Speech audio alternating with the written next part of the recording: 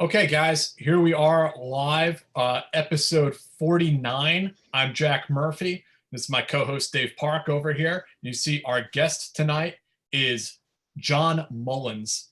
John went from the rank of private first class to sergeant, or from private first class to sergeant first class, and then from lieutenant up to major. Most of his career in special forces, where he served in Military Assistance Command Vietnam Studies and Observations Group, which many of you have probably heard of. They were doing clandestine operations into Laos and Cambodia during the Vietnam conflict.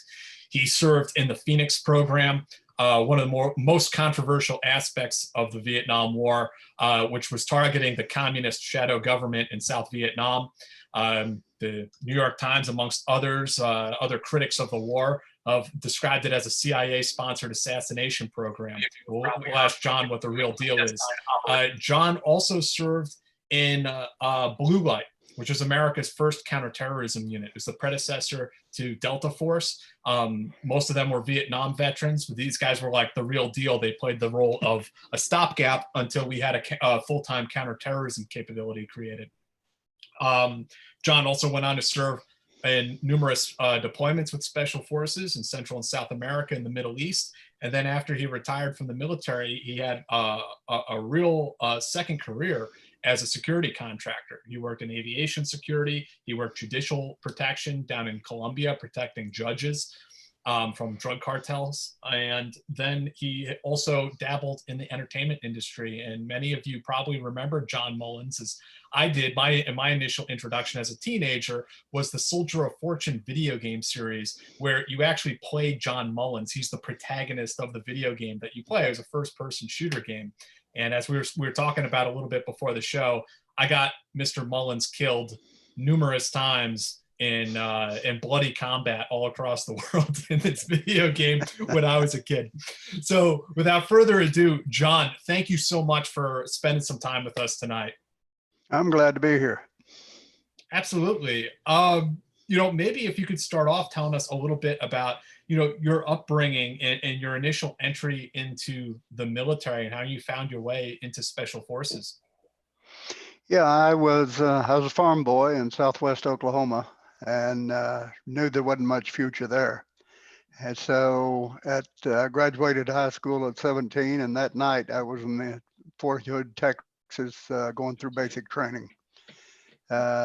Basic and AIT, and we'd had one of our hired hands back then was an old World War II paratrooper, and he filled my head all kinds of full of stories, and I thought, man, I want to do that. So I volunteered for Airborne and was assigned to the 101st Airborne Division, which at that point was still airborne and not air mobile. Went through jump school, but Special Forces came along with a little bit strangely for me.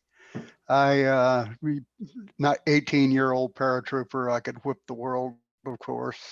So get myself in a couple of fights, and then I would have to report to the company first sergeant, a fellow named Charlie Waters, Master Sergeant. And Charlie had been a Marine on Guadalcanal, and he had been a Ranger in Korea. And now he was my first sergeant. First time we did that, I reported to him, and he said, "You want the company commander's punishment, or you want mine?" So I knew, even stupid as I was at that time, I knew that the company commander's punishment would be in Article 15. I didn't want that. So I said, "I'll take yours, First Sergeant." He said, "Close the door." And I thought, oh, this is going to hurt.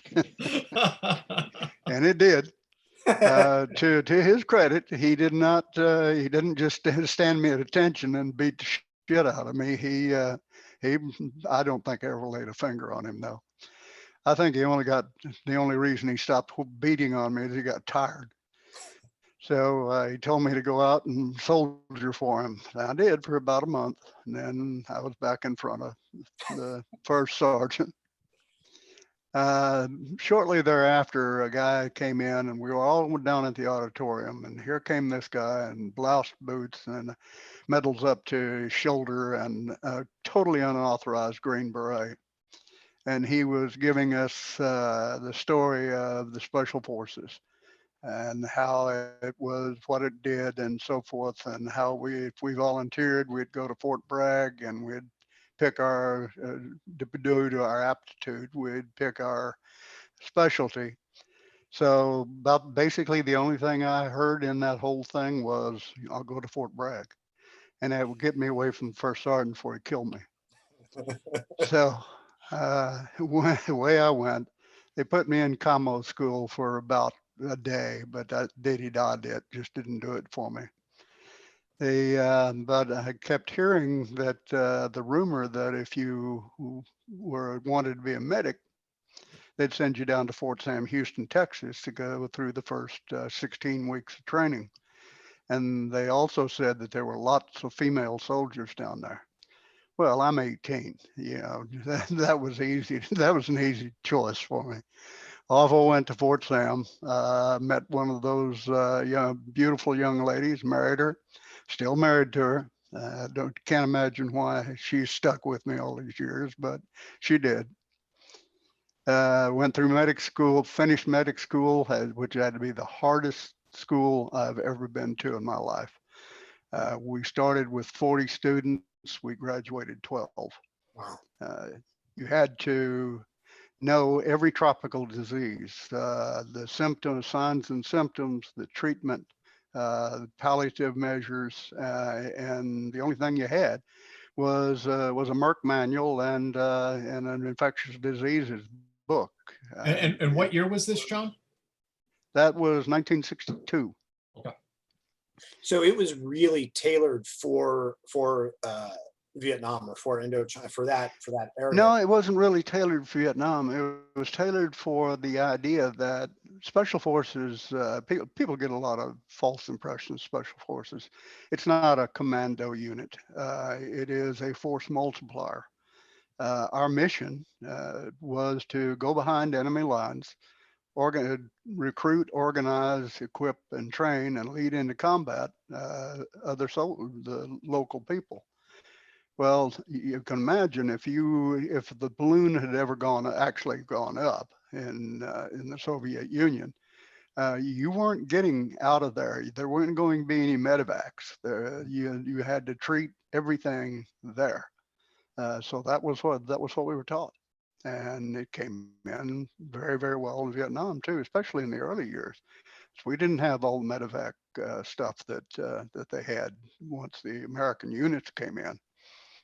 My first tour there in 1963, we were right up on the Cambodian border, and we had one airstrip, but that was about it. You didn't have helicopters coming in.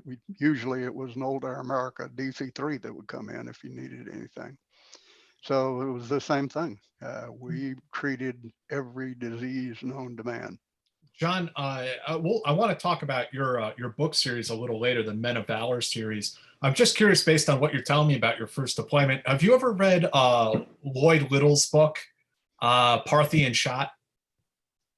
No, I don't think I have. No. He was right up there on the border, and he wrote a novelized account of his time as a medic way up on the border, on the Cambodian border early on in the war. I just thought it was a fascinating book. I was interested in. But I'd like to, you can tell us about your own firsthand experiences and what that was like. Yeah, it was one of the things that we did that was very, very effective was we opened the doors to all the locals for treatment. We had a dispensary there in the camp once the camp had gotten built. One of us or both of us had a senior medic and myself, and some Cambodian trainees, and we would treat anybody that came in, and they came in with everything from hangnail to typhus. Then we'd also do outreach. We'd go to the villages and hold a mobile sick call out of the villages. While we were doing that, our intel sergeant would be working the lines, and he would be gathering information. He'd just talking to them normally, and they'd be spilling the beans as to what the local VC were doing, where to find them. It's a great way to gather intel. And I mean, being upriver, I mean, it must have been interesting in Vietnam. And what did you say, 1964? I mean, this is early on in the war, before the Marines, before a big army gets there. 63, yeah. 63. And I mean, I'm no offense to Vietnamese people, but I mean, that part of the world must have been like a backwater, like going, 200 years back in time. Oh, at least that. Our biggest enemies were the shamans, the local healers. And quite frankly, they had a point in many cases. Some of the local stuff was worked pretty well, but of course we, with Western medicine, we were a little bit arrogant about it. And looking back on it, we'd have done better to have cooperated with them.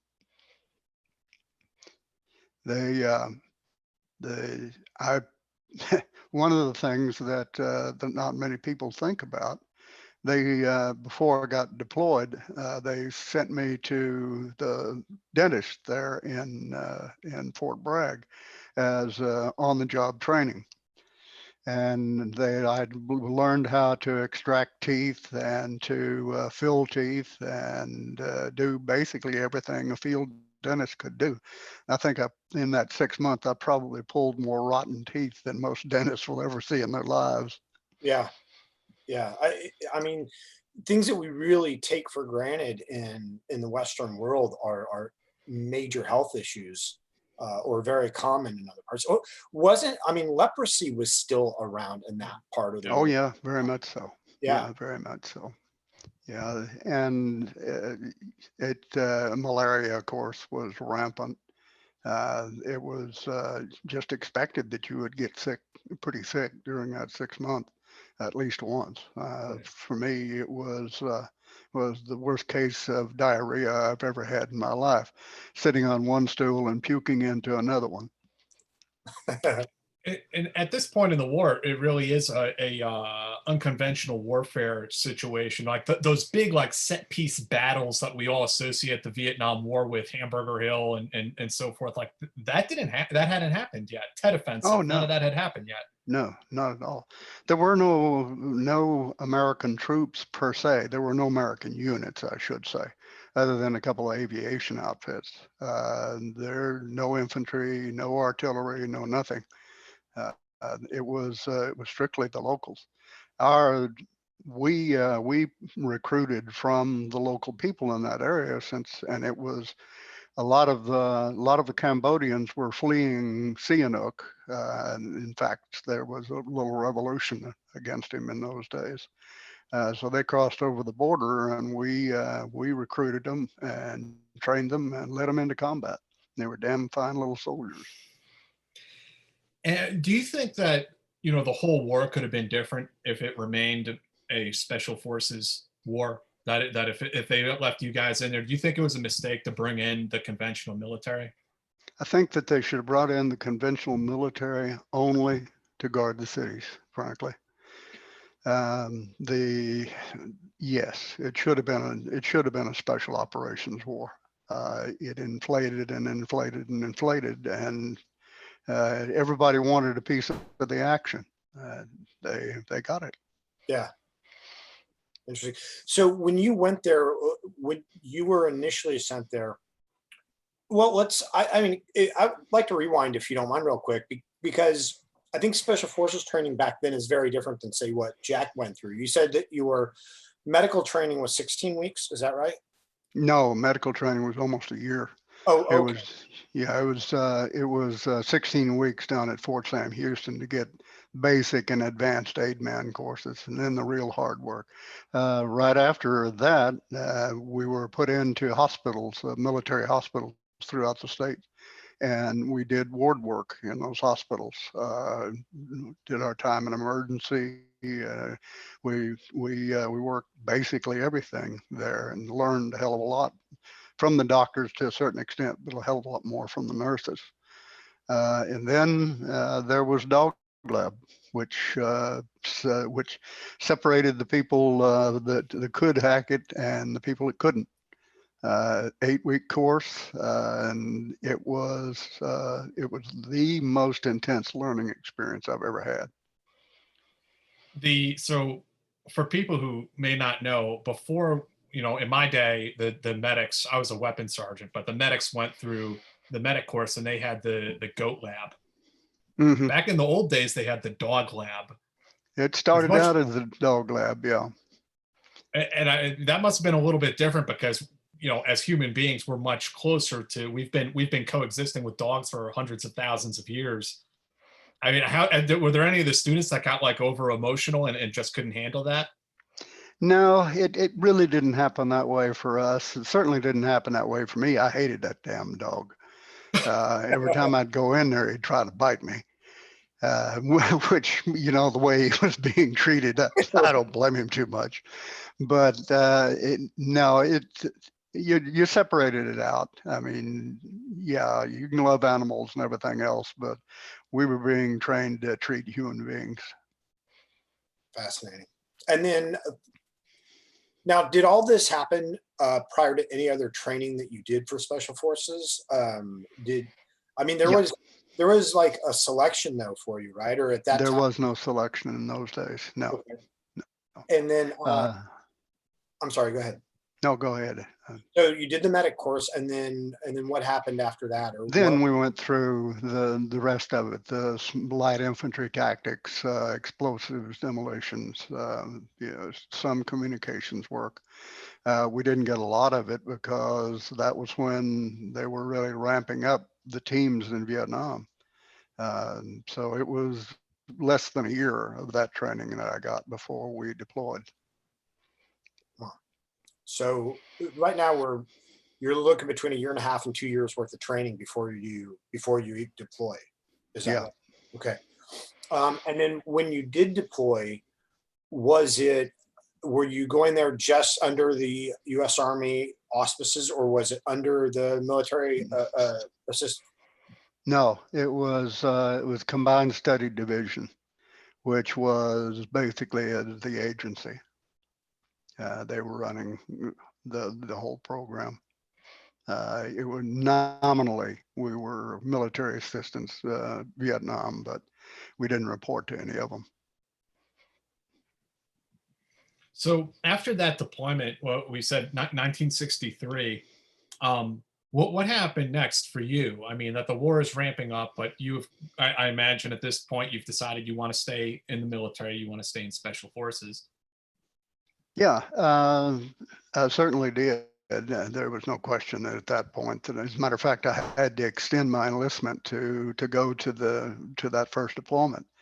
Got back and re-upped, and we did a little bit of training there at Fort Bragg. But I decided that I wanted to be an officer, so off I went.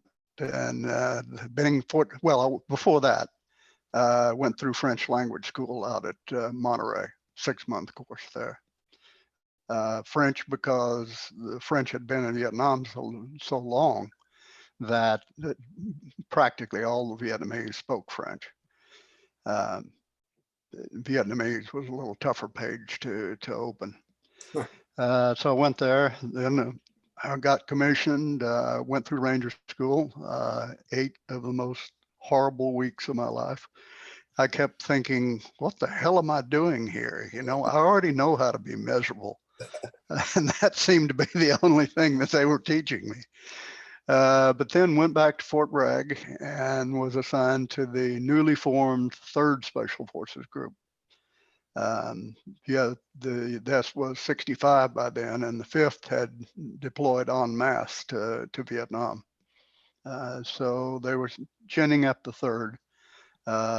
It didn't last long because they were taking a bunch of casualties. So in 66, they went on another team back to Vietnam, Central Highlands that time. We were up at a camp named Venton. It was in a valley up in the highlands all the way around it. They could shoot down on us practically everywhere. We lived completely underground. The Seabees had come in there and built bunkers concrete bunkers for us, because we got mortared and rocketed virtually every day. The only thing above ground was the head, and that was always fun, to be sitting there doing your business and hear plunk and realize that's mortar coming in. Better worry about your wiping later. And I show a picture on screen here that you had sent me, John. This is what you're talking about, where you're living Yep. underground. Yep, that's it. That was my hooch. That's amazing. And how had the war changed from 63 to 66? Oh, it was a full-scale war by 66. We had the first cab in there. They had their butts kicked. They're in the eye drang. I mean, right. That was the from We Were Soldiers once, right? Yep, exactly. But what there's the next one that they really got involved in big time was Operation Crazy Horse, and that was right up the mountains around our camp. It kicked off when one of our recon units went out and ambushed some people coming in, and started carrying stuff back. And the first thing I see is a 4.2 mortar sight. Well, the 4.2 didn't come in less than regimental size units, so we knew that there were lots of people up there in those hills. So we told the Cav that's what they were supposed to do, come in and fight those guys, and they poo-pooed us. Basically said, yeah, we've been through those mountains. There's no damn body up there, blah, blah, blah. But we'll send a battalion out just so you guys will feel better. So they did. They sent the battalion out, and they put the mortar platoon in a saddle in between two mountains there. There were all the mortarmen, no infantrymen at all, and several newsmen there. The NVA assaulted that and killed every single one of them. It was, you can read about it in SLA Marshall's Battles in the Monsoon. So then it was a full-scale fight. The Cav was there, and had a couple of Vietnamese divisions there. The Koreans were kicked in at one point. And then they said, well, we think we've got them surrounded, but we need somebody to go in there and find out exactly where they are. So guess who? Special Forces, here we go again. What just happened? We hear you. Yeah, I can't see you again though. Oh, I'm sorry. Don't worry about it. But so we took a company of, I had Montagnards at that point. We took a company. There were four of us, 4 units that went out to seek out the North Vietnamese. And we patrolled that thing day after day and found a lot of sign of them, but didn't find any units until one day when we were going up this mountain, and my Montagnard commander said, "Oh, Trung Huy, oh, beaucoup VC." I said, "Let's go get them." One of the most stupid movements I think I've ever made. So the next thing we know, we're fighting our way uphill against an entrenched enemy. We fought there for most of the day. Finally broke through their first line, and had a lot of my people killed, and killed a lot of them. And I was roaming around the battlefield, trying to avoid the sniper fire that was still coming from the hill up above us, and the 12.7 machine gun that I got behind a big old banyan tree, and it was knocking off bark on both sides. And I was thinking, this is not going to be a good day. Got back, called the Cav, of course, and they were shooting a hell of a lot of artillery, and the fast movers came in and got a little too close and wounded some more people. But it was a long, hard day. John, can you see that picture I shared with the screen? No, I can't. Okay. Well, it's the one where you're standing amongst some of the indigenous soldiers, and I don't know if they're South Vietnamese or Montagnards. Where there's the one guy who's taking a knee in front of you with a Thompson submachine gun. Yeah, that was our Cambodes, actually. Okay, those are Cambodes. Yep, I got it now. For some reason, now I've got it back. Yeah, it was the guy that was with them there. The Air Force guy was an Air Force photographer that they sent out to document what we were doing. Damn near blew my balls off one day when he was discharging a 45, and it was right between my legs. Oh my gosh! But so it was your guys and your Indig force, your partner force, up against essentially a regiment of North Vietnamese of NVA. Yep. Yeah, we were. I had one of my platoons, one of my sergeants, Zane Osno, was smart enough to send him around to the flank to try to get around them that way. That's probably the only thing that saved us that day. Now, he fought his way in. We continued to fight our way up the mountain. I was throwing through grenades. That was the only explosives we had. I was throwing grenades, ran out of them, started getting them from the Montagnards, and they decided, oh, that American, he can throw them further than we can. So they're tossing me their grenades, and I'm continuing to do that. But then it got good to them because they saw me pulling the pins on these things, and they figured, I guess, to shorten the process, they'd pull the pin too and then toss it to me. Oh, shit. So here I am scrambling for a live grenade. Wow. Because a very high stress game of hot potato. Hey, John, can you give us a little bit of history on who the Montagnards are, like where they come from and why you guys were working with them? Yeah, the Montagnards were totally different people than the Vietnamese. The Vietnamese were basically Han Chinese who had come down there for years and centuries before. The Montagnards were Indo-Asian. They were more like the more Cambodians, and the Thais had a lot more genetic resemblance to the Montagnards. They were a slash and burn farm people. They'd go into an area, burn out all the grass, plant their rice, and harvest it. And when the ground would grow fallow, they'd move on and go someplace else. Some of the bravest guys that I ever worked with, fantastic soldiers. Funny as hell sometimes. Some of the tossing live hand grenades at you. Yeah.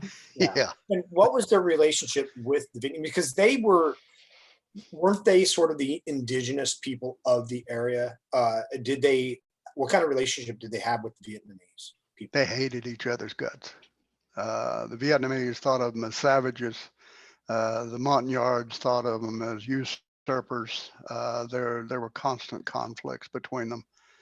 There was in '65, there was an actual revolt in several of the camps where the Montagnards had overthrown and killed, in some cases, the Vietnamese that were supposed to be their commanders, and declared their independence. They formed the KKK, which is not the KKK like here. But it was an organization and full row, the front for the liberation of the Montagnard people, and they faded back into the tall bush. And so, what was America's interest in the Montagnards? Why were we working with them, and why were they working with you? Because it was the only ones that we could actually depend on. I pitied the guys, the special forces teams that were down in the Delta, because there were no Montagnards down there. So you had a mixed batch of soldiers that you'd gotten from various sects, the Wahao and various others. The Hua Hao, the Buddhists. The Montagnards in 3 Corps, it was mostly Montagnards. In 2 Corps and I Corps, it was all Montagnards. And that was the only people we could actually recruit from. The Vietnamese weren't about to do it, and they had been anybody of soldiering age had already been snatched up by the army anyway. There were also the Nungs, who were of Chinese heritage, but totally different than the Vietnamese. Lived separate. Part of Saigon, Cholan, was almost all Nungs, and they were damn fine fighters too. Most of our Mike forces in 3 Corps were Nung soldiers. So by the end of that deployment, what was your impression of, you know, how the war in Vietnam was shaping up and the direction it was going in? I thought at the time that we couldn't just say screw it and come out, but our hands were tied in so many ways that I didn't see it ending anytime soon. So, which is good because I liked war at that point. When you say I'm sorry, when you say your hands were tied, are you talking about U.S. policy and what you were? U.S. policy, yeah. Can you tell us some of the ways in which your hands were tied? Well, this negotiation business was always bogus. The North Vietnamese had no intention of ever negotiating a settlement. And there were certain areas that they wouldn't let us go into. Cambodia and Laos, for instance. That's where the staging came from. They weren't, all those North Vietnamese divisions weren't down in South Vietnam. They were living the high life over across the border. And until SOG cranked up, they mostly got away with it. Then, of course, the various bombing halts and all the rest of it, bring them to the negotiating table, blah, blah, blah. The Vietnamese had one strategy and one strategy only. Send as many Americans home in body bags as you can, and sooner or later, the American people will say that's enough, and it worked. People don't read their history. After Okinawa, and especially after Iwo Jima, there was a very strong anti-war effort in the United States. People were saying, why the hell would we kill another 500,000 soldiers just to invade Japan? That was, with all the wonderful things you hear about the greatest generation, that was very active at the time. If it had not been for the atomic bomb, we probably wouldn't have. Did you know a little unknown fact that the Purple Hearts that people are still getting now, the actual medal, was bought and paid for in 1945? Because they were anticipating Japan? Those were the ones that they were expecting that many casualties. Wow. Yeah, that there is a whole interesting history there, and then and it also leads into Korea because the Japanese capitulated faster than the army expected, and there's a whole other story there about how North Korea was born. But I think that kind of also leads us into your next deployment to Vietnam. As what you had mentioned was Studies and Observations Group. I was wondering if maybe you can describe to us, you know, the innocuously named Studies and Observations Group and what that was and how you found your way into it as a special forces officer. It had been started in 1965, I believe, with one of the more colorful characters that has ever been in the United States Army, a fellow major at that time named Larry Thorne. He had changed his name to Larry Thorne. But Lowry had been in the ski school up in Finland when the Russians invaded in World War II, came out with the Mannerheim Cross twice, The Russians captured him after the war, threw him in prison. He escaped. They caught him, threw him in prison again. He escaped, made his way to Germany, fought with the Waffen SS against the Russians. After the war, of course, that wasn't regarded very well. So he went to South America for a while until the heat died down, and then came up and joined the American Army. But he was perfect for the mission. I mean, this guy had been a guerrilla all his life. Was Larry a LAJAC soldier? I've heard conflicting things about that. Was he a LAJAC? Yes, he was. He was. Yeah. Okay. Yeah, definitely.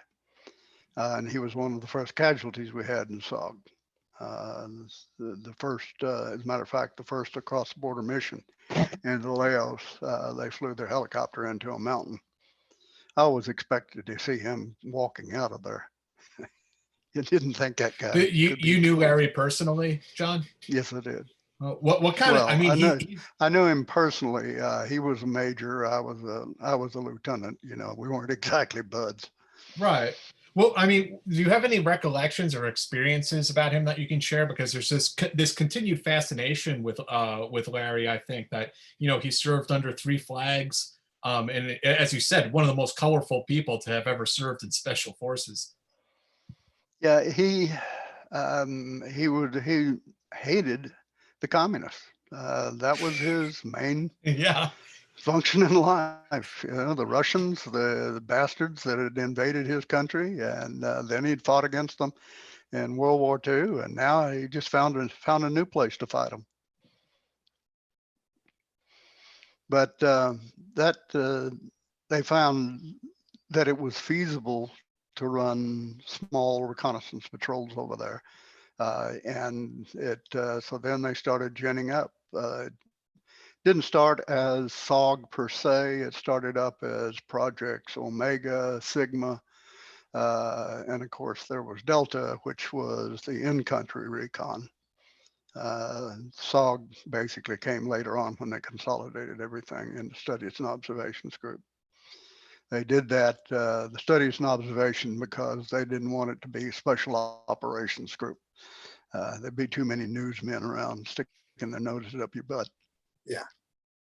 Yeah. Always call something exactly what it's not. And people go, oh, that's fine. Yep. That sounds good. Who wouldn't want studies done on Vietnam? That sounds good.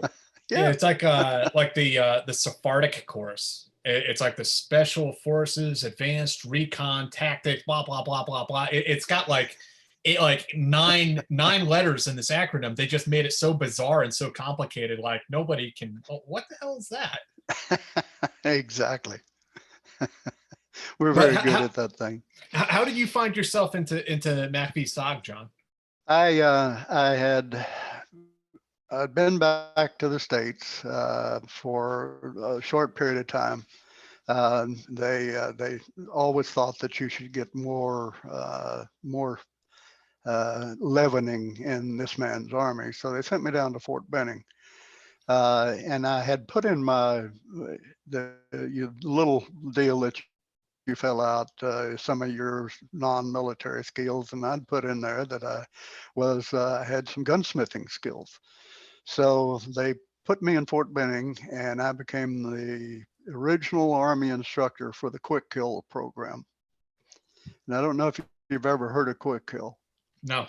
It's an instinctive shooting program that was sold to the Army by a world-class shotgun shooter. And it was, you know, our encounters in Vietnam were 20 feet. Mm-hmm. You didn't worry too much about sight pictures at that. You just needed to get it in the general area and get a round downrange. Well, with this, we eliminated on the guns that we gave them. We started off with Daisy BB guns, took all the sights off of them, and would stand next to the shooter and throw these little aluminum discs up in the air, and they would have to engage that disc. And the positive reinforcement that they got from plinking that disc was just amazing to watch. And then we'd transmit over, of course, to small targets on the ground, and then go from that to actual using in M16. But we'd put a slat of wood across the top so they couldn't look through the sides. And then it was strictly instinctive shooting, and worked very, very well. Then the Army sent one of the regiments from the 82nd over to Vietnam, and that they pulled all the officers in order to fill the rest of the slots that had been that they needed to fill. And so they sent me up to be a airborne officer in Fort Bragg.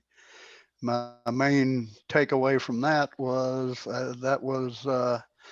during the time of the Martin Luther King riots. So here I am on a gun jeep in my nation's capital, fully loaded and authorized to apply lethal force should it be necessary. Wow. Probably did not never thought that. I'm sorry. I said you probably didn't expect that when you're enlisting. No, I did not. No, I most certainly did not. But one funny story about it, they billeted us in an empty office building there. So I'm going through and checking with my sergeants and telling them what we were going to do the next day. And I get up to about the 4th floor, and I've got every binocular we had in the company is focused on this building across the road. So when I walk in, everybody starts polishing the binoculars. Okay, yeah, tell me what you're really doing. So they gave me a set of binoculars and pointed out a building across the road, and there were several girls over doing a striptease for the boys.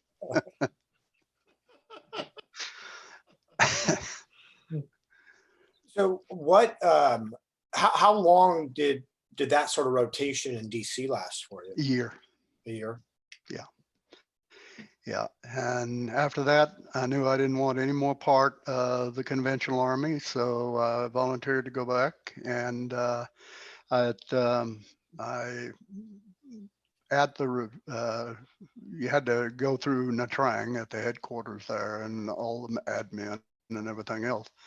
And there was this major named Mark Ponzillo, and he and I had hit it off, and he said, "John, you need to come with me." And he was going to SOG. So what the hell, I'll go with you. So away I went. And did you know what it was when you were going? Oh yeah. Okay. Yeah. I knew very well what it was. So were you up at CCN in Compton?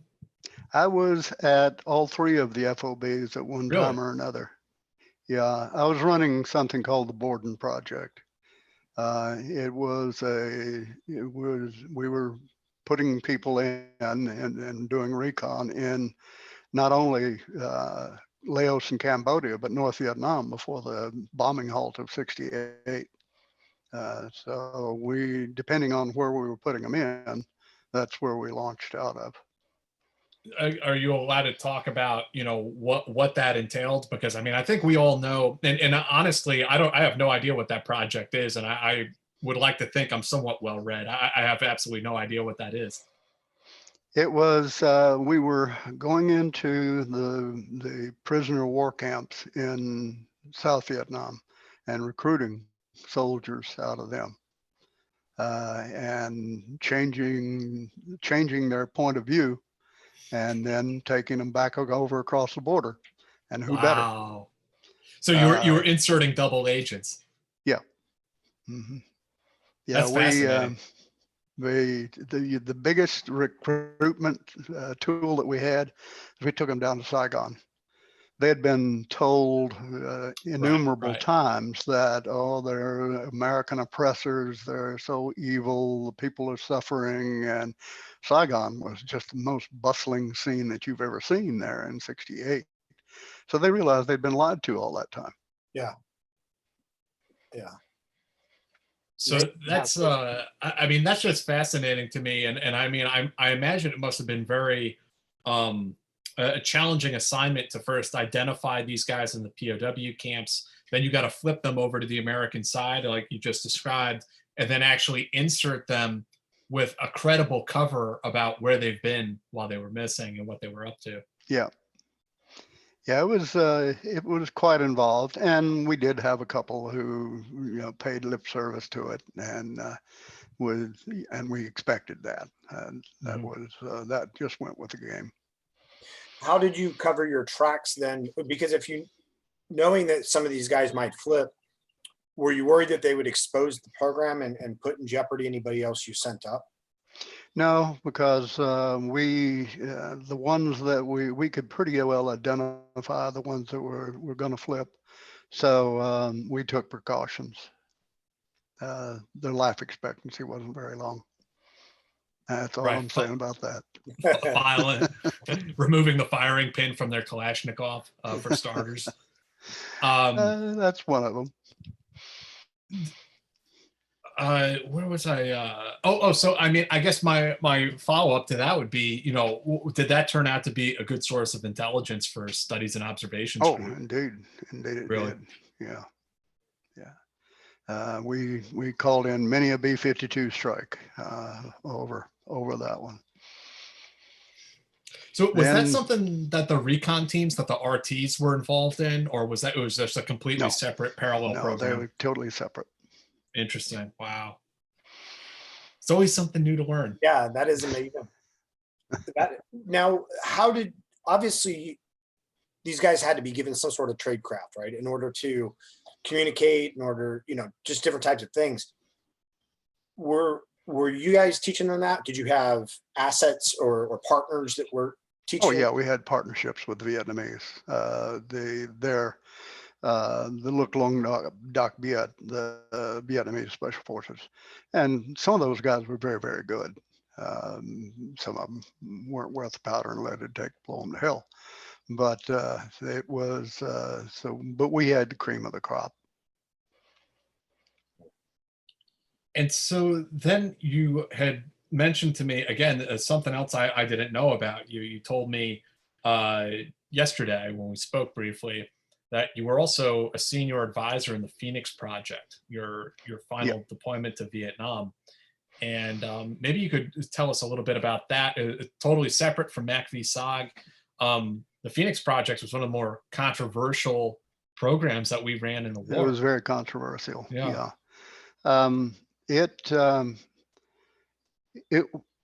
I volunteered for it, frankly, because I was tired of killing snuffies. So some poor bastard just jerked out of a rice paddy in North Vietnam, given a modicum of training, weapon, and told down there and kill the American imperialists. I wanted to take out the people who had sent the people out. And the Phoenix program was designed exactly for that.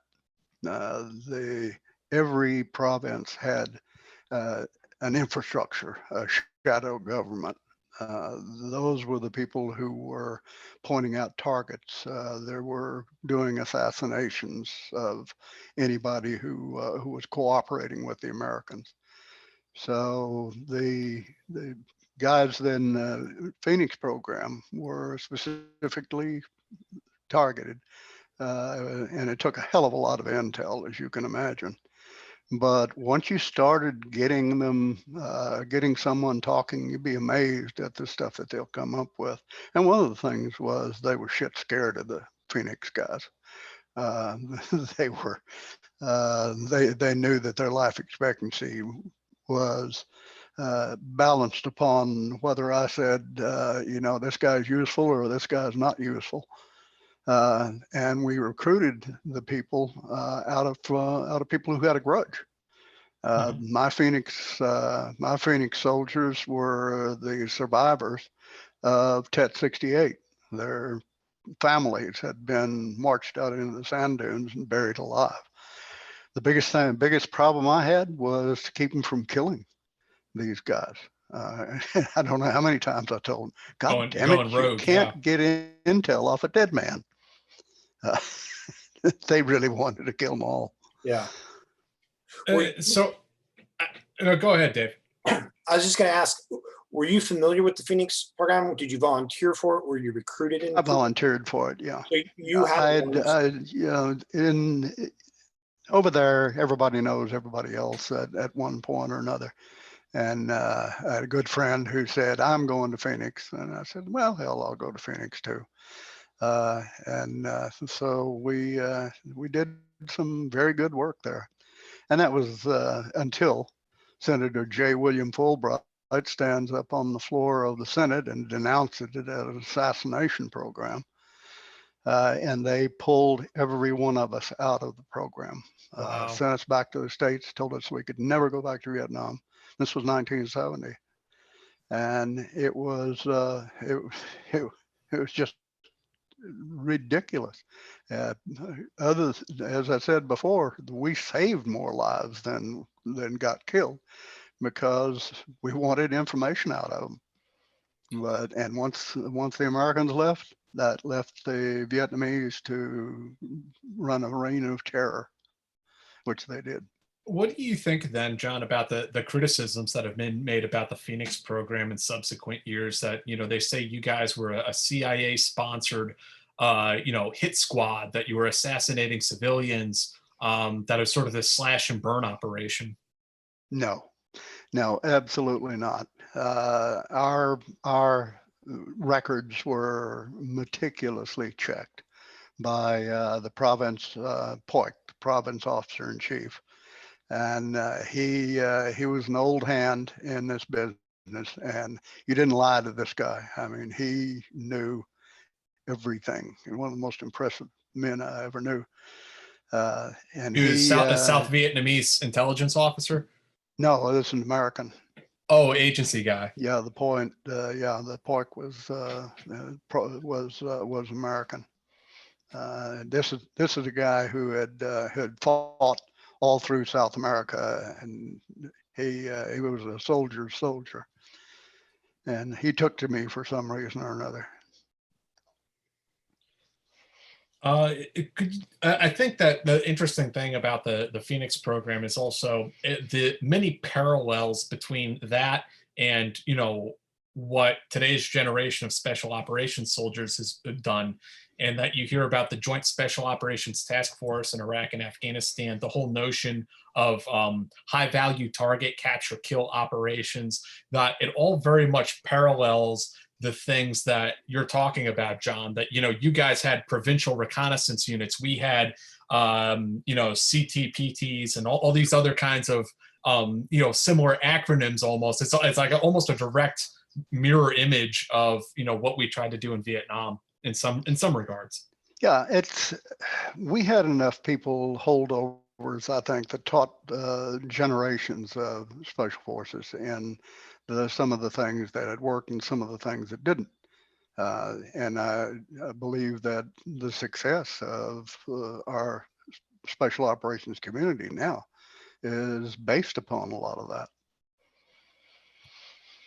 I was wondering if you could tell us a little bit more, since you don't have so many opportunities to talk to somebody who is intimately involved in it. Like, what was that process like for you guys as far as your targeting cycle? You know, the cycle of operations about, you know, it sounds like it was an intelligence driven effort to at least, try to pinpoint who the ringleaders were in the shadow government in South Vietnam. What was it? How did you go about that? And how did you, you know, begin removing the shadow government from the civilian population? It was, in the beginning, it was stuff that the Vietnamese, the local Vietnamese had gathered, whether they be police forces or the police force in some cases was quite good, and they knew who was doing what. They just couldn't get permission to move against them. We could. So we got a lot of intel that way. And then once we started rolling them up, they rolled up, they sang their hearts out. At one point, there was a North Vietnamese battalion that came in from Laos, and they were lost for 2 weeks. There were no more trail watchers. There were no guides. So I vectored in the 101st Airborne on them.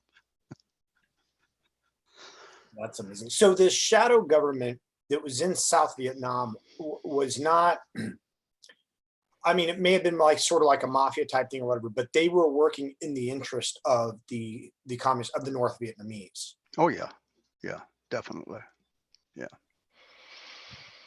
They a lot of them were had been sent down for that purpose, and a lot of them were holdovers from when Vietnam was partitioned. They were told, stay in place. There will be a need for you. What do you think was your biggest, coup over there for you and your teammates as far as operational successes? Was there a particularly big VC network that you dismantled, or something that really stands out in your mind? Yeah, the entire shadow government of 210 province. There was virtually nobody left when. That's why they gave me the next province up to do the same do the same thing. No good deed goes unpunished. For anybody who's listening to this on the podcast instead of watching it on YouTube, I just want you to know that John just had quite a little smirk there when he was telling us about that. I mean, you guys must have just totally wiped that out then, huh? I mean, yeah. We had people giving up. Walking into local police stations and saying, I don't want to die. These guys, they're out there, and they will get me sooner or later.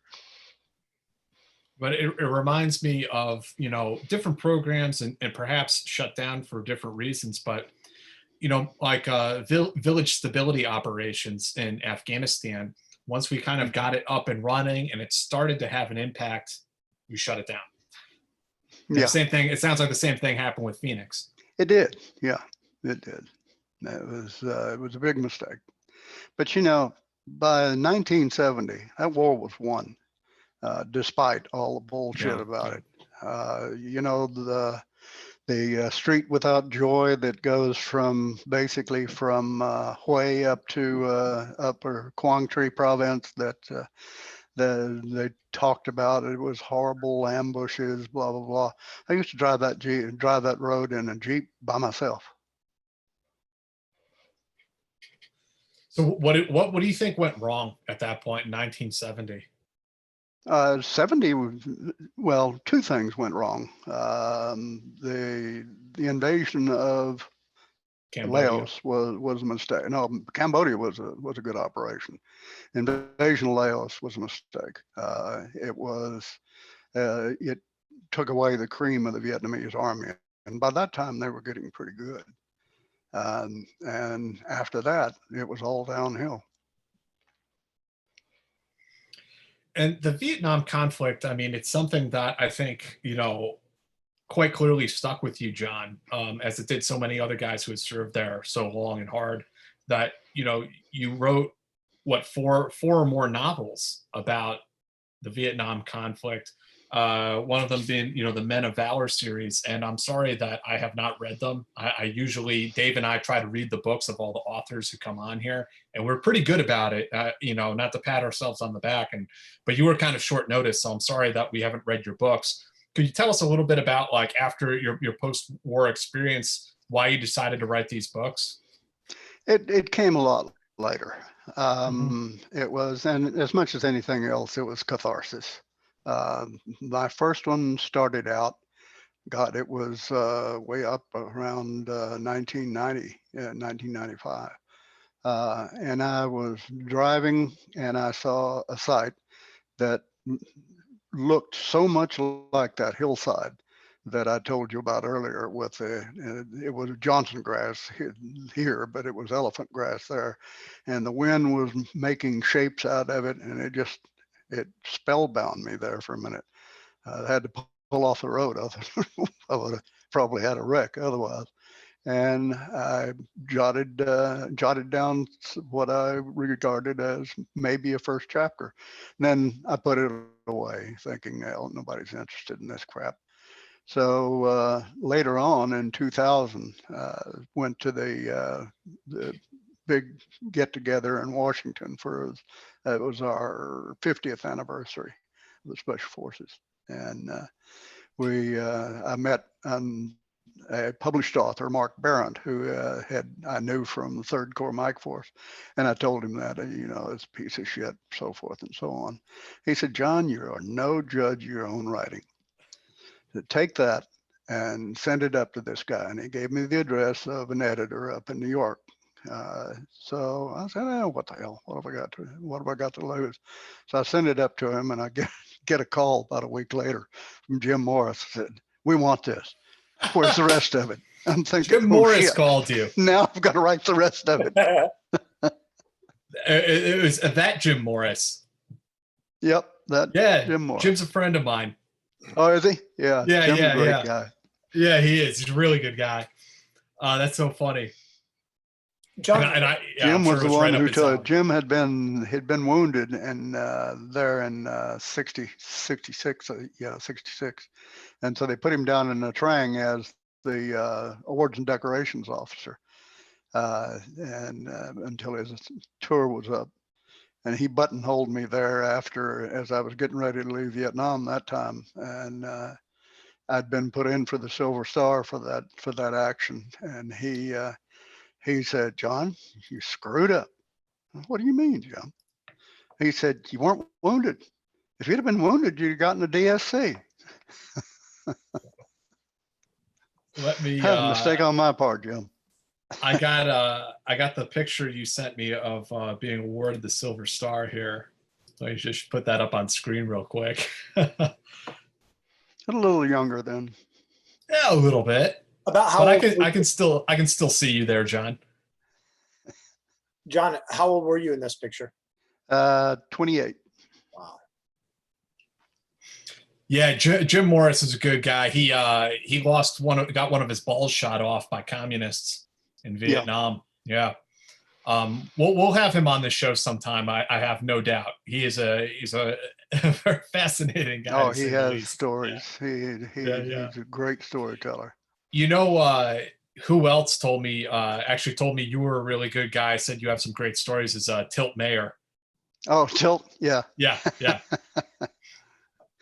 Yep. We get together, try to get together every year out at Las Vegas. We drink entirely too much and tell war stories and hug each other a lot. John, Tilt's a terrific guy too. I love him, and he's another guy we'll have him on at some point. So definitely, check out the Men of Valor series. I was looking at them on Amazon. I want to read them now, and hopefully we can have you on again sometime, John, to talk about those. But I want to talk about there are if you go on Amazon, you can also find the other 10 books I've written. So yeah, and I wanted to ask you about that too, because when I type in John F. Morris, what pops up is the Men of Valor series, or I'm sorry, John F. Mullins, the Men of Valor series pops up. I didn't see your other books. Are they under a pen name or something? No, they're under my name, but you really have to search for them, and they're only online. What is the series name or the titles? Well, one of them is the Apache County series, where I took one of the characters from the Men of Valor series, who had run afoul of the Army and left it and went to work as a contractor. Imagine that. Brought him back to Oklahoma, where they talked him into being the sheriff of a small county in southwest Oklahoma, and dealing with all the problems that you have there. That's a 5-novel series now.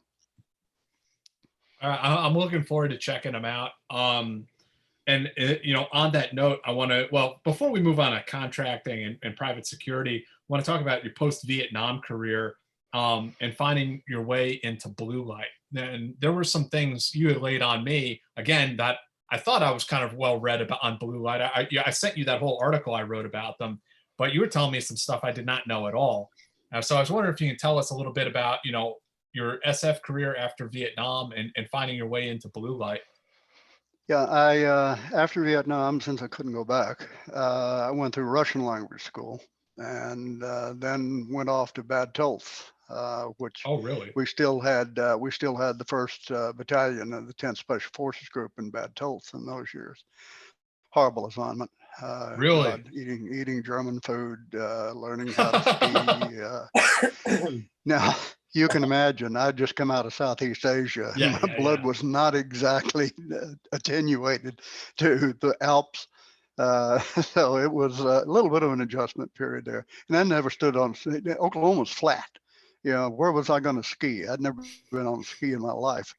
So, but I damn well learned how to ski, because that was going to be our way of getting in if the balloon ever did go up. So, was that called Falling Rain? I think was Falling Rain the name of the program at that time, the first of the 10th guys that if war popped off with the Soviet Union. It didn't really have a Okay. specific name that I know of anyway. But they put me in at first as their area study officer, and I was there for a while. And then they moved me over to command a company, and we did some interesting things. We did a lot of exercises with the special forces, special operations people, from everything from Norway down to at that time, since the Shah was still in, Iran. We had them up there. We went down to Iran to cross the Dashti Kavir Desert, which supposedly had never been crossed before. I don't know if that's true or not, but that was miserable. And a lot of MTTs all over the place. My language came in handy. The French, in particular, came in handy. I worked a lot with French. And all the business of them being, dropping their rifles, it's bullshit. These guys were good. Yeah. The 13th Parachute Regiment, Marine Parachute Regiment I worked with, Troisième Parachutistes de Marine. Very good folks. But how were you adjusting to this after having been, in Vietnam, in and out of Vietnam for 7 years, basically, from 63 to 70. And now you were, working in a more of a peacetime environment, I assume, doing the partner force training and stuff like that. Yeah. Were you missing Vietnam? Were you missing combat? Oh yeah, absolutely. Absolutely. There was no adrenaline. And I have been accused of being an adrenaline junkie.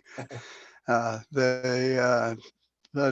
it was a good assignment, and my wife and kids were with me, and it gave me a time to get acquainted with them. I can't say reacquainted, because I wasn't acquainted with them very much. It's the life I'd been living. But it spent 4 years there, and then came back to the States and did basically just did whatever to pass my time. And then blue light came along. So and I went back to language school for Spanish. Thought I was going to be headed down to what was then the 8th, but they instead, blue light wanted somebody who knew languages and who had some skills in swimming, and I was a master diver by that point, and Halo qualified. So they formed up a section, a little known section of it, that was the Maritime side. Everybody was worried about airplanes back then because of the hijackings. So that was basically what everybody was thinking about: how to get on board an airplane, how do I go into an apartment building, how do I do this, how do I do that. But nobody had paid much attention to maritime, and those ships that were rolling out of those cruise ships, they would bring your trunk on board for you. There was no inspection or anything. You could have had a company of bad guys on one of those things, and then once you're out there and you've taken it over, how do you take it back? Right. And it's not the easiest thing in the world. And that was what we were doing, trying to figure out exactly how we could react to things like that. So before we get into the Maritime branch specifically, could you talk a little bit about what blue light is, or what it was, and what 77, 78? Like, there is a lot of misinformation out there about what blue light was and what it did. Yeah, it was a reaction to the terrorist threat. I mean, it had started with the blowing up of the airliners there in Jordan, and the killing of passengers, and then of course the example of the Germans who had mounted a very successful operation, the Israelis who had mounted a very successful operation. And we knew it was going to happen in the United States sooner or later. So SF was not in those years direct action. It was, we weren't, as I said earlier, we weren't commandos. We could be commandos, but we weren't commandos. So we had to start up something that would help get the skills that we needed to go into a building, to go into an airplane. And that was long before Delta was even a gleam in Charlie Beckwith's eye. So the certain teams would give them training, and a lot of it was basic stuff. You know, we weren't pistoleros. Our wars had been with rifles, so it was going back to school on that. I was lucky enough that I knew one of the finest pistol shots in the world. Came right out of Oklahoma City, Jelly Bryce. And he took me under his wing and gave me a few pointers, and I went back and started teaching the guys on instinctive instinctive shooting, but with a pistol this time, and worked out pretty well. So, but I mean, it was all from the startup. It was like fighting a new war. And then, of course, you had all kinds of people who were saying, we don't need that. The FBI is going to do that. They have the HRT, blah, blah, blah. And Blue Light was staffed up with like some special forces legends as well. I mean, like, all of you guys, except maybe the officers, were Vietnam veterans, like Sun Tay Raiders, Mike Force guys, dudes like you who had been MACV-SOG and Phoenix program. Like, could you tell the people a little bit about who these guys were? Yeah, they were, you're right. It was very selective screening. First off, you had to want to do it, and weren't retired in place, as so many of our people were by then. They were just burnt out. Mm-hmm. And people who were, dare I say, patriots, who mm-hmm. knew that there was a threat and it had to be dealt with, and who else? So yeah, we got to pick and choose some really good guys. And it's a goddamn shame what happened later on with Delta. That bullshit about, oh, you'll have to go through selection to be in Delta. Right. Were you at that? Were you at that recruiting meeting? I was not at that meeting. No. Okay. There's a I heard that story from many people actually. So Blue Light was out at Mott Lake on Fort Bragg. That's where they were doing all their training. But what you laid on me that I didn't know was that there's this attached Maritime branch. Mm-hmm. Like, I literally, I'm learning here as we're talking. What was that? What were you trying to accomplish with it? That was mostly planning, trying to figure out, as I said earlier, how do you get on board a moving ship? You get people saying, oh, you could halo on. Have you ever looked at the top of a ship? With all the antennas and every damn thing that's sticking up in the sky, and it's moving. That ship is moving. Yeah, you're going to go on there in a halo jump? I don't think so. And climb the sides of it? No, you're not going to climb the sides of it. Whether it's moving or not, you're not going to climb the sides of it. Not if anybody's on board there that has any sense at all. They'd shoot you off those ropes before you could get 6 feet up.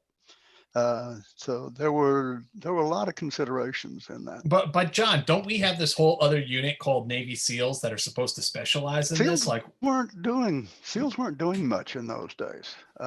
They had cut back on them as well, and they were. I mean, it sort of became a division of missions. The SEALs were doing a lot in the Philippines and in Near East Asia. Until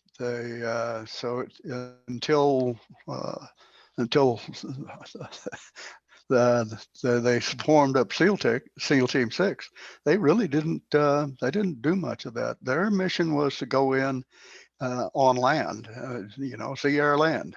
They were to come in from the sea, go to land, hit a target, come back out. As far as ships, they'd never even thought about ships. Yeah. And I mean, were you, was this was purely planning, or were you trying to like develop the tactics? Oh, we were developing the tactics. And out one of on the good Mott things Lake? about it, we got a lot of free rides on cruise ships.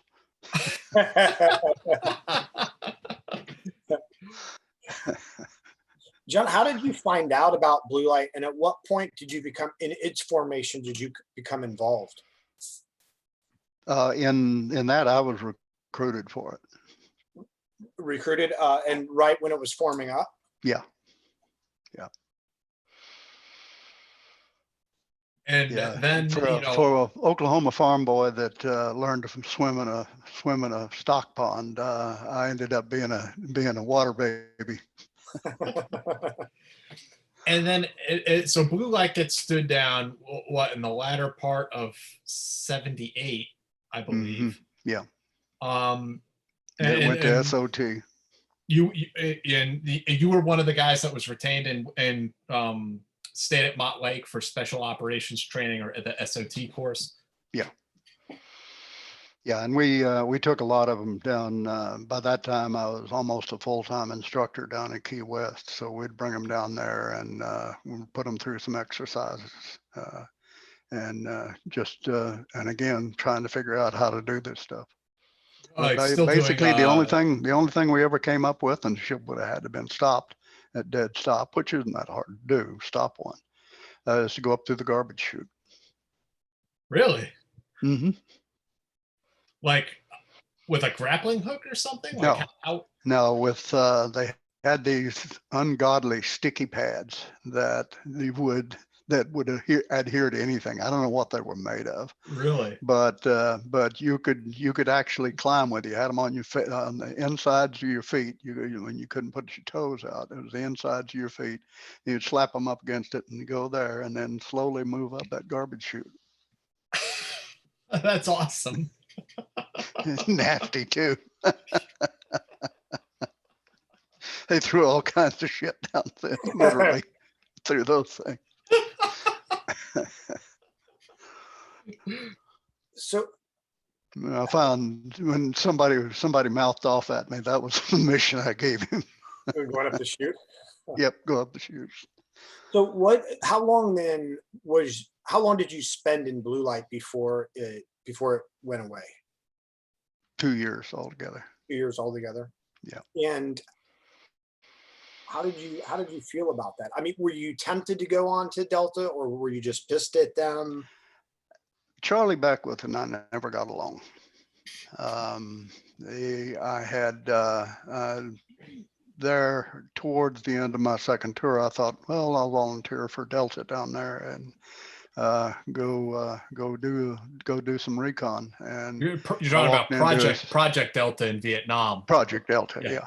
Mm-hmm. I walked into his office and he just started berating the hell out of me for no apparent reason. So I turned around and walked back out.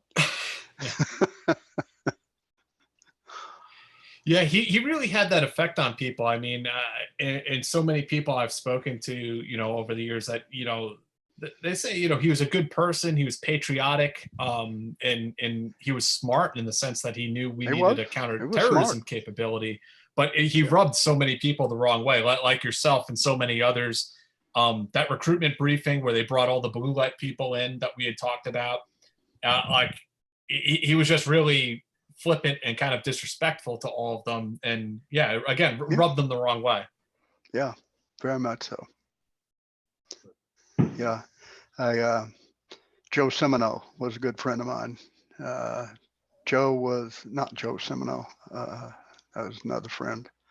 Oh shit, I'll think of his name in a minute. In any case, he was a light colonel at that time, and he and Beckwith would have at it all the time.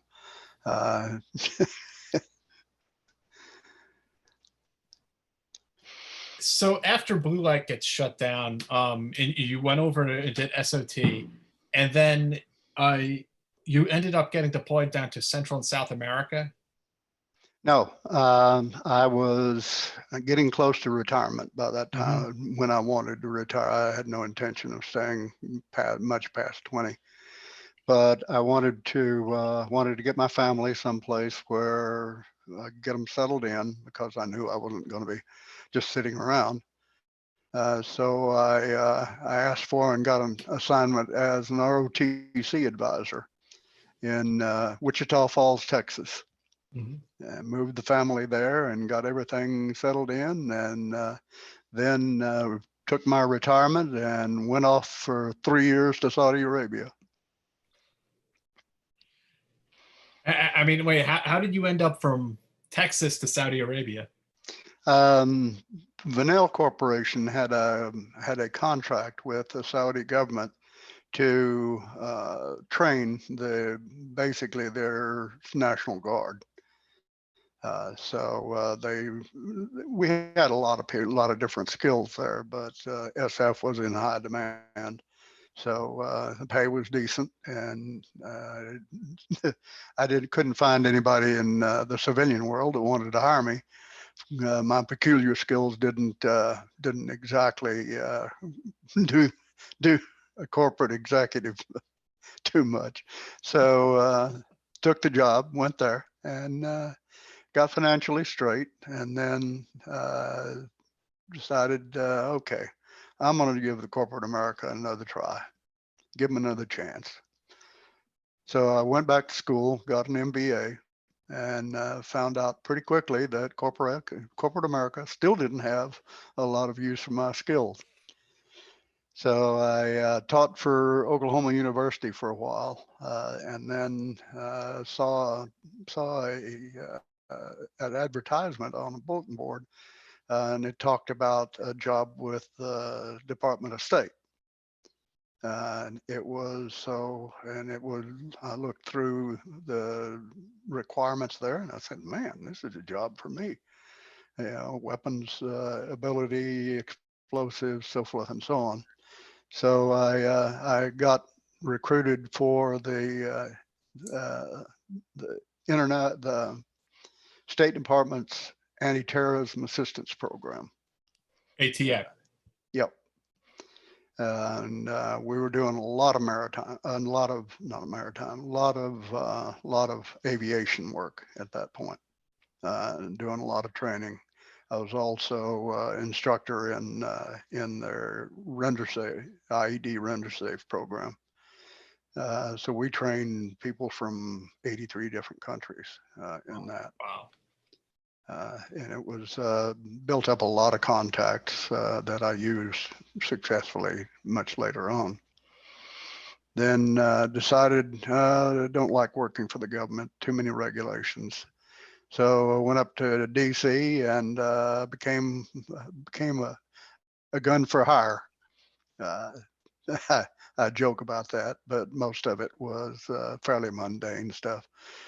Treasury had me escort one of their Treasury officials down to the Turks and Caicos. He was doing an analysis on money laundering, and so I was his bodyguard. And went to a lot of other places, and had it worked out well for a few years, and then I decided to become an entrepreneur. Now, I had at that point, you know, all over the years it had festered in my mind. We're not training right. We're not training realistically, in particular in CQB, because of the constraints that you have with firing live ammunition inside a building of any kind.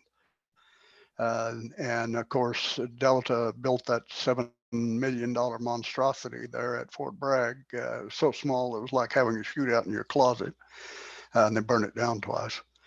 So I thought, okay, the problem here is that the round will ricochet.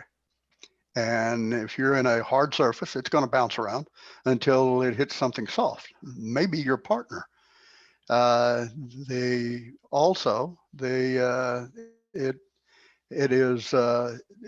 is not only ricochet, but it will overpenetrate if you're in, say, a building where you don't have thick walls. Mhm. So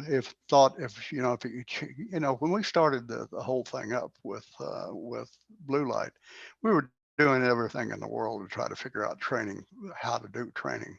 And we built Michelin cities. We built railroad tie houses. In Saudi Arabia, I built an entire village out of target cloth and 2x4s. Killed a couple of camels that way.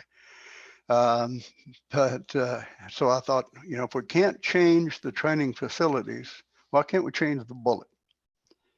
So I decided I wanted to make a bullet that would not ricochet under any circumstances whatsoever, that would not splash back when you shot at something that was hard, and you wouldn't be wearing those pieces of copper in your face like we all did at one time or another. It would still do the fit and function of the weapon, still give you adequate accuracy, still have basically the same felt recoil. And figuring it would take 6 months and $20,000-$30,000 R&D money, and 6 years later, I had a product. So I'd taken quite a few jobs in between to finance it, but I had got it patented. It was called non-toxic frangible ammunition. They're using the hell out of it now. But like all entrepreneurs, I was about 20 years ahead of my time and woefully underfunded. Yeah. So 9/11 came along, and I get a call, said, you got to come back to work. By that time, I was on the ropes as far as the company. So somebody else licensed it, and I went traipsing off across the stands again. And then a company out of Switzerland bought that company, and they brought the guy who had bought the rights. Was one of those guys who was oldest, the smartest guy in the room. So he had made improvements on it since then. It was disastrous. So they brought me back on board to take care, to get it back online. And then I found out I was a pretty good salesman. So I did a lot of work with police departments throughout the United States on doing training and using frangible ammunition. So, John, when I was still in the Army, and occasionally you would get the frangible ammunition, like the silver-tipped bullets in the shoot house. Was that from you? No, mine had no coating on it at all. To me, if there's a coating on it, it ain't frangible anymore. It is that coating is going to come off, and it's never the lead that gets you when you're shooting up close. It's that damn jacket. So they tried all sorts of stuff, and there were various companies that were doing it, and it was a hard road to hoe because it was so totally different. But it's very successful now. Of course, I don't get a penny out of it, but that's too it's bad. Certain amount of pride in it. Yeah. And then, so you talked about aviation security, or getting into frangible ammunition. The other thing I noticed that I wanted to ask you about was that you did judicial protection down in Columbia. Yeah, that was when I was up in my DC days. They had of course, another one of those acronyms. It's a ICAP, the International Criminal Investigative Training and Assistance Program, is run by the Justice Department. And the guy who was running the program had been in SOG, and we knew each other. So, and he knew I spoke Spanish. So he asked me to put a team. It was shortly after Golan was killed, the presidential candidate down there assassinated. And they were killing judges on a rate of about one a week. It was Escobar and his boys, the Medellin cartel, Escobar right? and his crew. Yep. Yeah. And there's your visa photo from going down to Colombia that you had sent me. Yep. So I put a team together, and we recruited about half of the team was SF guys, and half was former Secret Service guys. And that part of it is the biggest mistake I made. Their idea of a judge going somewhere was a 6-car motorcade. Well, these judges were riding buses to work. There was no such thing as these immense protective details. So we had some headbutting going on over that. So they wanted, but, I'm sorry. No, go ahead. So they wanted to do really high profile moves where you guys wanted to do low vis moves. Exactly. Yeah, exactly. And that's exactly how we protected ourselves. When we first got down there, the embassy gave us one of their armored pigs. Now in Colombia, you're already 6,000 feet above sea level, and it was still carburetors in those years. That thing had a top speed of about 20 miles an hour. Yeah. Screw that. So we took taxis. We looked just like everybody else taking a taxi. Everybody took a separate taxi, and we'd go to wherever we were going to work that day, and never had a problem with it. Now, staying in a hotel was a different story. We got to where nobody would rent us a hotel room in Bogota. They kept blowing them up. Oh, the people trying to kill the judges were? Yeah. Oh. Oh yeah. Oh, I thought you were leading into SF and the Secret Service guys partying too hard in hotels. not that the crime syndicate. If I'd have had a few drinks with those guys, there'd have been some jaws loosened. Yeah. Yeah, we did not get along. And so then how did you come into the entertainment industry? Like you did some script writing, you served as obviously as an advisor, a technical advisor, but not more than that, you were also the protagonist of a video game series. Like how did all of that happen? 1 second, before we move into all that, let's get some questions, because we've actually gone a while without getting. Okay. So let me get some questions, because this is really interesting. This next the video game stuff. Alex, thank you very much. And sorry guys that it took us so long to get to your questions. I wasn't tracking the time. What is MACV-SOG and LARP for the unintended? I hope I got the acronyms right. Any interesting encounters with Air Grant or Maritime branch? And I think, go ahead, please. So what is MACV-SOG and LARP? Well, we already talked about what MACV-SOG is, but now, maybe the second part. Any interesting encounters with Air Ground or Maritime branch? And never heard of them. He's talking about the I believe the CIA's branches, but you already mentioned Air America, that when you were first in Vietnam, that it was them, and that it was Air America, which was the predecessor to CIA. So what was your experience with like Air America when you were there? Oh, Air America was the one who ferried us around everywhere. They weren't fighters. They flew old DC-3s and some smaller stuff, but they weren't armed. They were logistics people, good guys. I mean, most of them World War II vets. They had a lot of them had flown over the hump into China, delivering supplies back during World War II. Hard partiers, that's for sure. Go to one of their clubs, and if you walked out sober, they felt like they'd been insulted. Yeah. But no, they weren't they weren't actively doing anything. No, most of the air that we depend on in the first was Vietnamese air. They had helicopters, they had fighters. Oh, really? Okay. And with Air America, did you they were just basically ferrying you? How were their pilots, in your opinion? I mean, Oh, they're great pilots. They definitely knew their business, and they'd crank stuff out of that old DC-3, that old Goonie bird, that you wouldn't believe that thing would do possible. Another story about the DC-3 though. I was down in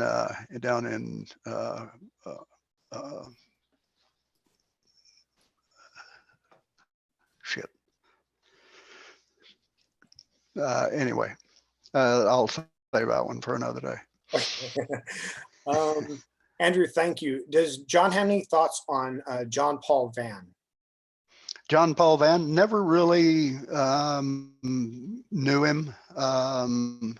He had a great reputation. He had done marvelous work in Malaya with the fight there, but and I think that he was more along the lines of what we were talking about earlier. Leave it to the specialists. Don't bring those ungodly long logistic tail divisions in here. Bill, thank you very much for the donation. Let's see here. Gordon, thank you. John, get up to the shenanigans with the Aussies in the various programs they were involved with. The SAS are some of my favorite people.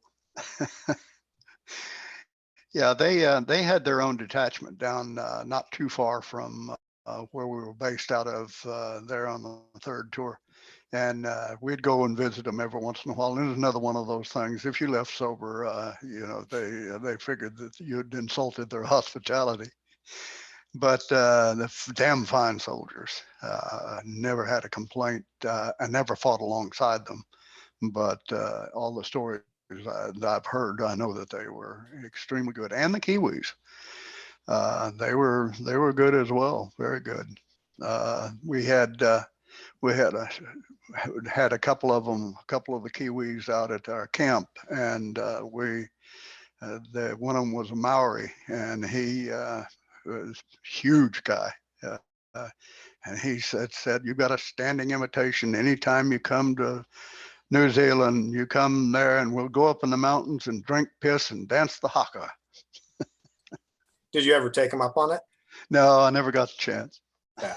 We will in September. We're going to have a Special Forces veteran on, Vietnam veteran who worked with the Aussies in Da Nang. So we'll talk about that then. Good. Yeah, they didn't get a lot of credit. And one of the best war movies I've ever seen is The Odd Angry Shot, which was Australian. Yeah. Silcott Family Office, thank you very much for the donation. It's tragically funny how everything changes yet nothing changes. And I think this came when you were talking about like the restrictions and prohibitions on the war and how hard it was for you to fight and the stuff with the Phoenix Project. What is John's assessment of the future of special operations and special activities?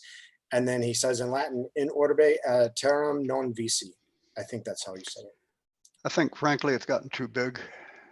It is becoming the be-all, end-all. And when you do that, you get monoliths that don't move very fast. And that was always one of the things that we did. We adapted. It was very much you run into a situation, there are no rules dealing with it. You better be able to think on your feet. And I think that we've gotten away from a lot of that.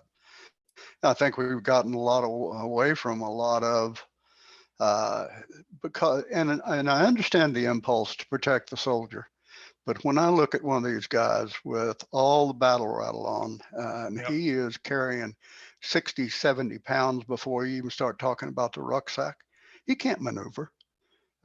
He's a person who takes a position and basically stays there. If he falls over on his back, he's going to be like a turtle. My body armor was my fatigue shirt, And there were times when I wanted to cut the buttons off of that. I took, in fact, when they first brought in the 30-round magazines, I wouldn't use them. That put me an inch further above the ground.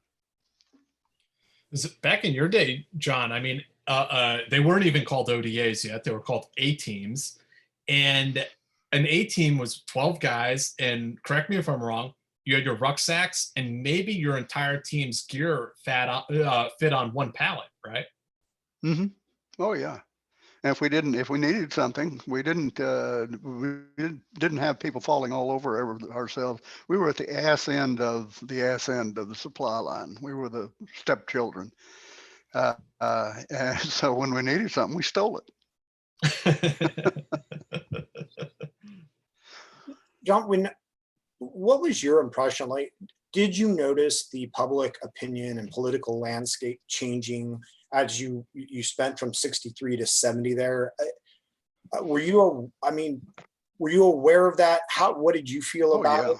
Yeah, very much aware. I mean, we got stars and stripes. I mean, yeah, they tried to play things down, but it wasn't hard to see. And of course, I still had my trips back to the States, and it was obvious that the tide was changing amongst the American people. Did that affect how you felt about it? Did that affect how you felt about Americans, or not America, but about the local, the general population? Like, how did you take all that on board? It didn't really affect how I felt about the general population, because I knew that there were a lot of mouthpieces out there, but the general population, it was still bedrock folks. They weren't, all those murdering bastards and so forth and so on. It was so. No, I didn't feel bad about that. And as far as the war went, I wanted to win it. Yeah. And then what about the Phoenix story? Has it bothered? I mean, did it bother you when it was misrepresented the way it was? I considered the sources the usual liars, and just like we have now. Yeah. They take anything and blow it out of proportion or flat ass lie about it. Interesting. I saw Ian jumped in here. He wants to know your best Larry Thorne story. My best Larry Thorne story. I didn't know him well. I was a very junior officer. He was a field grade by then. All I know is anecdotal, and I know that he was a character. He loved to, like all Finns, he loved his drink, and he loved to fight.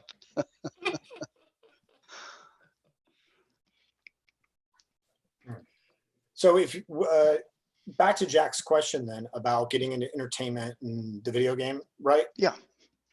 I had written another book, which a producer out in Hollywood got interested in. It's thought about making a movie out of it called Tracker and the Iceman. I'll put it online here before too long. But the movie never panned out, as so many of those things do in La La Land out there. But he called me up and told me that they had bought the rights to the Soldier of Fortune logo, and that they were going to make a video game out of it, or no, a television show. First, it was a television show, and wanted to know if I wanted to write a couple of scripts. And yeah, sure, I'll write a couple of scripts. And I wrote them, and they got on the screen, and I felt pretty good about that. Felt even better about the money, and then the residuals. You're talking about the on. Soldier of Fortune television show back in the mid 1990s. Yeah, that was it was. I tried to make it as realistic as possible, but it was Hollywood, Yeah, yeah. They were doing silly shit that people don't do. And then for the second season, because the ratings were suffering, they brought in that basketball player. I remember. Oh, I Yeah. distinctly remember. Yeah, it destroyed the series. Yeah. So it was canceled. But then Neil, the producer, had been talking to the people at Activision about a video game, and they thought, yeah, we'll do a video game on that.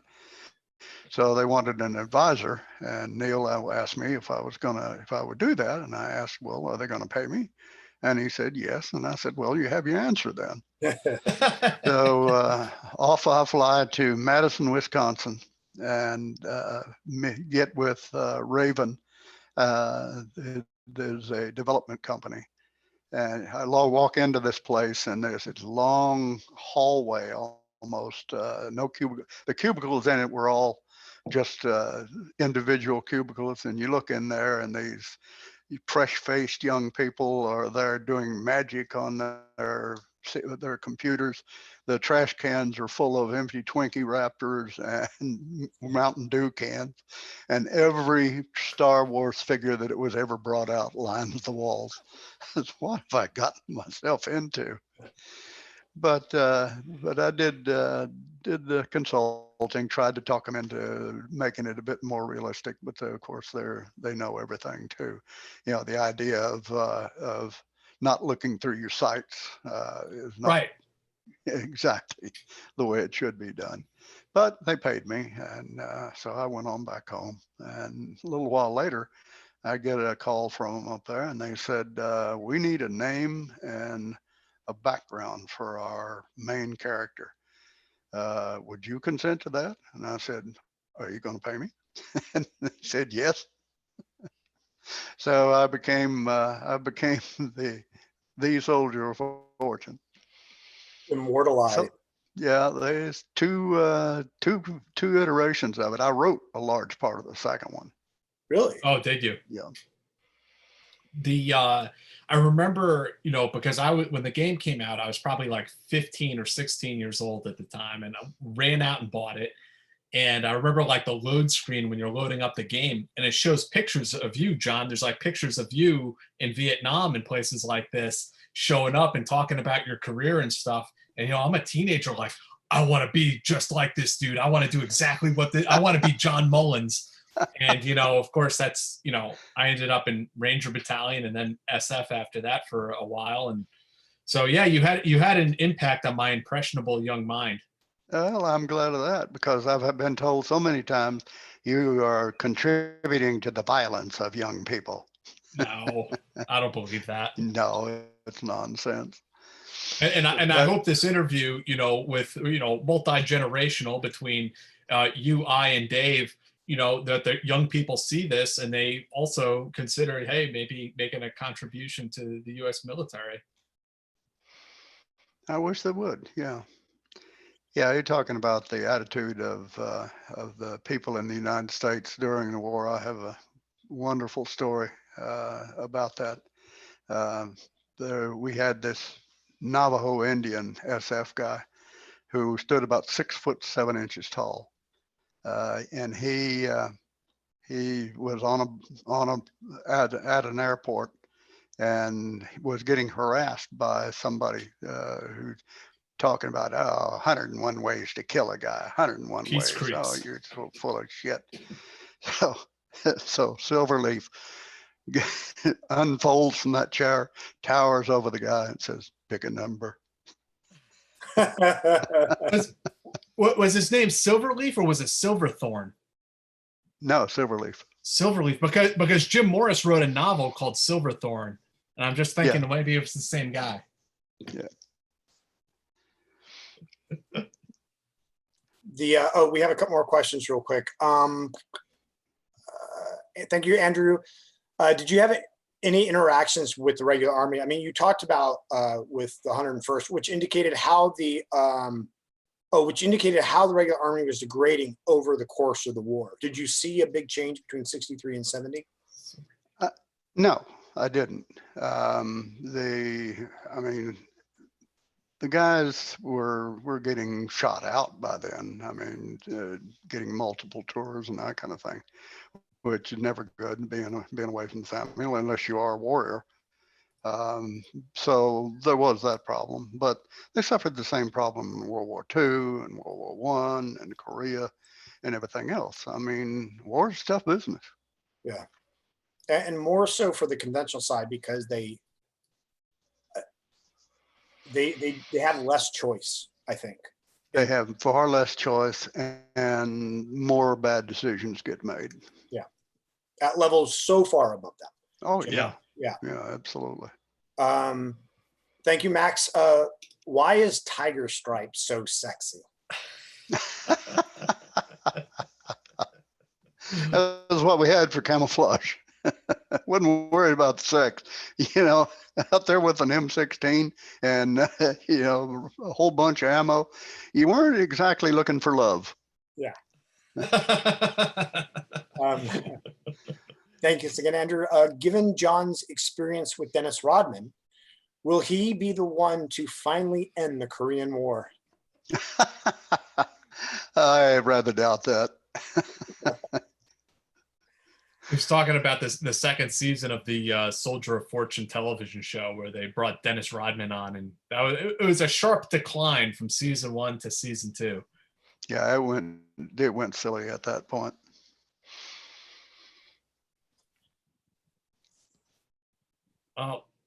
John, this has really been incredible, and I hope we can do it again sometime. And I really encourage people to go and check out your novels, the Men of Valor novels, and the second one is the Apache County novels. And I posted a link there in the chat for people who want to go check it out. You can also, if it's okay, I'd like to ask you to stay after we finish for like just 10-15 minutes to do the bonus segment, if that's cool with you. Dave, do you have something? well, as I was going to say, you can still download, you can still get Soldier of Fortune too. Yeah. For like You can. $10. Oh, yeah. And if you want to see like one of the original, like, I mean, you blow off people's limbs and it's just a fun game. It's just, It was super is. fun. yeah. Yeah. Yeah, you get that shotgun and you're a god amongst mortals. But yeah, check it out. If you have a laptop or whatever, it's fun. It's a lot of fun. But thank you, everybody. First off, thank you, John. Yeah, I mean, very much. I've enjoyed it. It's funny because you are in so many different things that are mythical at this point for people in our community and people Right. around the community that look into it. And here we've talked for 2 hours, and any one of those topics could be its own 2-hour Yeah. talk. I mean, you know, the Phoenix program is, I could spend hours asking questions about that. So In the second novel of the trilogy, The Men of Valor, it deals with the Phoenix program to a great extent. So yeah. And John, do you have any future projects on the horizon, whether they're novels or other medias or anything you're working on right now that, you know? I've got one that I just finished that is going to piss people off in high places. Let's hear it. What's it about? It deals with the MIA and the secret attorney program In Vietnam. Mm-hmm. Is this fiction or nonfiction? It's fiction. I could only write it as fiction. I have a book here. Where in God's name did I put it? I had this book sitting around. Here it is. I've been reading this, and I want to try to get the author died. I don't know if you've read this one, Abandoned in Place. No, I haven't read that one. The author is Lynn M. O'Shea, and I read that she passed away, unfortunately. But the foreword is written by the JSOC S2, Colonel Danny Gordon, and it's about, I think it was, what year was it? It was early 1980s. JSOC planned operation to go and rescue MIAs in Vietnam. That never happened. Yeah. Yeah, and Bo Wright screwed it up. Yes, right. Yeah. And so this is novel that you've written that you're going to publish soon. Yeah. All right. When it's fixing to come out, let me know, and I'd like to have you on the show again to talk about that specific subject. I will do that. Do you have a release date in mind yet? John, do you have a publication date in mind yet? Did I have a what? I'm sorry. Do you have a publication date in mind yet? Oh, no, I'm looking for an agent right now. Okay. Well, Yeah. you stay in Great touch. agent search. You have my email. You let me know, and we'll discuss when it's on its way out. Other than that, I think unless you have anything, or John, you have anything you want to add before we wrap up, and we'll go into the bonus segment afterwards. Anything I failed to mention? I don't want to keep you too long. I just want to ask you one quick question. Given your experience over 8 years in Vietnam, when you saw us going into Afghanistan, when you saw the U.S. going into Iraq, what were your thoughts on that? Did you think it would be quick? Did you think that it would become what it is, almost another Vietnam in some ways? What were your thoughts, and did they evolve over time? Well, it's always easy to be a Monday morning quarterback, but the first thing was that Iraq wasn't our enemy. And Iraq was the enemy of Iran, our true enemy. Mm-hmm. Saddam Hussein was an idiot, and his sons were even worse. But the idea that they were going to pose an existential threat to us was nonsense. It should never have happened. It was based on false intelligence, and then we compounded the problem with J. Arthur Bremer, who I had my run-in with too, who decided that he would disband the entire Iraqi army. Mm-hmm. Now you got guys who have no means of support, no money, no food. Mm-hmm. They're ripe for recruitment by anybody that want them. That's where the war started, that babbling idiot. And if you're listening, come find me. Well, guys, please remember to give this video the thumbs up on YouTube, share it, like it, leave us a comment. It all helps us bump up in the algorithms and get noticed and get some visibility for John and for his work as well. Yeah. And there's also a link for our Patreon down in the description if you want to support the show financially and get access to the bonus segments that we film and with all of our guests. And next week will be episode 50. I'm reading the author's book right now, The South African Police Special Task Force.